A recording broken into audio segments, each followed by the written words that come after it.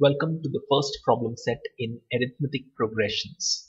Let's start off by looking at some problems based on sequences. Problem 1 states, for each sequence find the next 4 terms. And the given sequence here is 3, 4, 6, 9, 13 and so on. Now if you remember our discussion on sequences, first you should look whether you can identify the pattern in the sequence. Now in this case, it is not an obvious pattern. So it's not a sequence of natural numbers, whole numbers, even or odd numbers, squares, cubes, prime numbers, nothing like that. So if you remember, we need to apply our first technique, which is to look at the differences between consecutive terms. In this case, the differences between consecutive terms are 1, 2, 3, 4. And this gives away the pattern of the sequence because 1, 2, 3, 4 are natural numbers. So to find the next term of the sequence, we need to add the next higher natural number, which is 5. So 13 plus 5 will give you 18.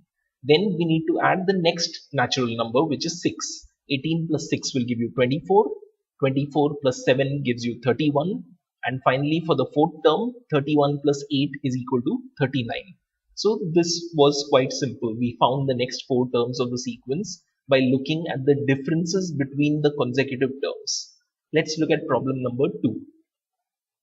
Again, we are asked for each sequence to find the next 4 terms, and the given sequence is 0.3, 0.03, 0.003 and 0.0003. Now looking at these terms, it should be quite clear what the pattern is. We are going on adding zeros after the decimal point. So the first term has no zeros after the decimal point.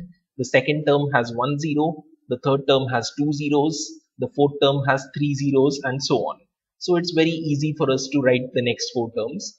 But we could have also solved this using the method I told you of looking at the ratio of consecutive terms. In this case, when you divide consecutive terms, in each case you would get 0.1. So to get the next term, you would have to multiply the previous term by 0.1. In this case, the next term will be 0.00003, 4 zeros and 3. Then 0.5 zeros and 3. And so on, 0.6 zeros and 3 and 0.7 zeros and 3. Now we are going to take a look at a little tricky sequence. 1, 1, 2, 3, 5, 8 and 13. Now what is the pattern here? Clearly it's nothing obvious. It's not natural numbers, even numbers, etc. So we'll use our first technique of looking at the differences between consecutive terms. And in this case, the differences are 0, 1, 1, 2, 3, 5. Now what's the pattern that we see in these differences? Again, there is no clear pattern, but if you compare them with the original sequence, you will notice that except for the 0, the differences are exactly the same as the terms of the original sequence. Now what's going on here? What is happening is this sequence is obtained by adding together consecutive terms to find the next term. So the first term is 1, there is nothing to add to it, so even the second term is 1. Then we add these 2 terms to find the third term. 1 plus 1 gives us 2. Then 1 plus 2 gives us 3, 2 plus 3 gives us 5, 3 plus 5 gives us 8, and 5 plus 8 gives us 13. So do you know how to find the next term now? 8 plus 13 is 21. Then we will do 13 plus 21, which will give us 34. 21 plus 34 is 55. And finally, 34 plus 55 is 89.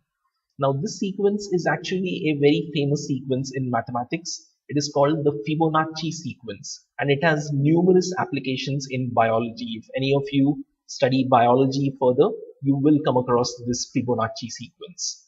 Now let us look at a different type of problem. Problem number 4 says, given the nth term of a sequence, find the first 3 terms. And we are told that the formula for the nth term, Tn, is equal to n squared. Now this is simplicity itself. All you need to do is replace n by 1, 2 and 3. And with these substitutions, we will find the values of T1, T2 and T3. So T1 will equal to 1 square, which is equal to 1. T2 is equal to 2 square equal to 4. And T3 is equal to 3 square equal to 9. So we have found the first three terms of our sequence simply by substituting n equal to 1, 2 and 3 in the given formula. Now we come to our last problem. Problem number 5 states given Sn, find the first three terms. Now we are given the sum of the first n terms, and the formula for Sn we are given is n into n plus 1 into 2n plus 1 upon 6. So first we will substitute as before n equal to 1, 2 and 3 and find the sums of the first 1, 2 and 3 terms S1, S2 and S3. So S1 is equal to 1 into 1 plus 1 into 2 into 1 plus 1 upon 6, and that gives us 1. Similarly, we can find S2, and that we find is equal to 5, and S3 we find is equal to 14. Now that we know S1, S2 and S3, do you remember how we can use these terms to find out T1, T2 and T3? T1 will equal to S1, and that is equal to 1. We have already found that. T2 will be S2 minus S1, which is equal to 5 minus 1, and that is 4. And similarly, T3 will be S3 minus S2, which is equal to 14 minus 5, which gives us 9. So we have found T1, T2 and T3. Now, is this the end of our solution? No. Always remember in the examination, don't assume that the examiner can read your mind. So always make sure to show your work, put it down on paper. Here we need to write down how we found this T2 equal to S2 minus S1, T3 equal to S3 minus S2 and so on. So we need to write the formula. Tn is equal to Sn minus Sn minus 1. So the nth term is equal to the sum of n terms minus the sum of n minus 1 terms. Unless you write this formula, the examiner will not know how you have worked out what is T1, T2 and T3. So again, I repeat, don't assume that the examiner can read your mind. Always show your work to the examiner. And on this note, I'm going to end this problem set. Thank you for watching, and I'll see you in the next video.